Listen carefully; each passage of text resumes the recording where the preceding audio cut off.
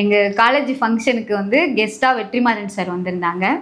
அவங்க வந்துட்டு நிறைய பேசினாங்களா. அதுக்கப்புறம் அந்த கொஸ்டின் ஆன்சர் செக்ஷன் இருக்கும் இல்லையா, அதில் வந்து நான் ஒரு கொஸ்டின் கேட்டேன். அது வந்து எல்லோரும் கேட்குற கேள்வி தான், இருந்தாலும் நானும் கொஞ்சம் துருன்னு ஒரு கேள்வியை கேட்டேன். சார், நாங்கள் தமிழ் திரைப்படங்களில் எல்லாருமே வந்து ஹீரோயின் வந்து நல்ல வெள்ளையா வெளிநாட்டுக்காரங்களா கொண்டு வரீங்களே, ஏன் வந்து சாதாரண பெண்களை வந்து ஒரு ஹீரோயினா கொண்டு வர முடியல? அந்த பார்வை ஏன் வந்து மக்கள் வந்து ஒரு தாக்கத்தை ஏற்பட்டுருக்கு இல்லையா? பசங்கள்லாம் பார்த்தீங்கன்னா எனக்கு வாய்க்கிற ஒய்ஃப் வந்து அவ்வளோ அழகா இருக்கணும்னு எதிர்பார்க்குறாங்க. ஆனால் அது மாதிரிலாம் பெண்கள் நீங்கள் யாரும் இல்லையா? நிறைய பெண்கள் வந்து 3 மணி நேரம் நம்ம பேசணும்னா கூட ஒரே ஒரு கேள்வி கூட கேட்க மாட்டாங்க. ஸோ 2வது கேள்வி நீங்கள் கேட்டிருக்கீங்க, அதுவுமே ரொம்ப சந்தோஷமான விஷயம் தான்.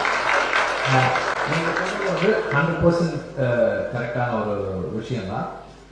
வந்து எல்லாருக்கும் பொதுவாக இருக்கிற மாதிரியான மூக்களை நம்ம தேர்ந்தெடுத்து பயன்படுத்தணும். அது வந்து கண்டிப்பாக வந்து மாறணும். இப்போ கொஞ்சம் கொஞ்சம் மாறி இருக்குன்னு தான் நினைக்கிறேன்.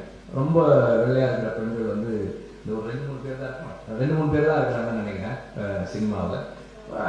தமிழ் பேசக்கூடிய தமிழ் பெண்கள் 2 கேட்டகரி, தமிழ் பெண்கள் அப்புறம் தமிழ் பேசக்கூடிய பெண்கள், இவங்கெல்லாம் நடிக்க வர்றதே பெரிய விஷயம். அப்புறம் யாரும் நடிக்க வர மாட்டீங்க, நீங்களாம் நடிக்க வந்தீங்கன்னா கூப்பிட்டால நான் வந்து கூப்பிடுமா, நீங்க தான் வந்து கேட்கணும்.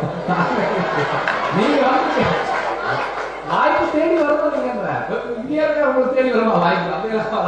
வா அங்க வந்து கேளு, நான் தரேன் அப்படின்னு சொன்னாரா. சரி ஓகே, அப்ப என்ன பண்ணுவோம், நேராக சென்னைக்கு போறோம், வெற்றிமாறன் சாரை பார்க்குறோம், வாய்ப்பை வாங்கி நடிச்சு ஒரு பெரிய ஆளாயிரம் அப்படிங்கிற ஒரு கனவு கோட்டையோட கோடம்பாக்கத்தில் வந்து காலை வச்சு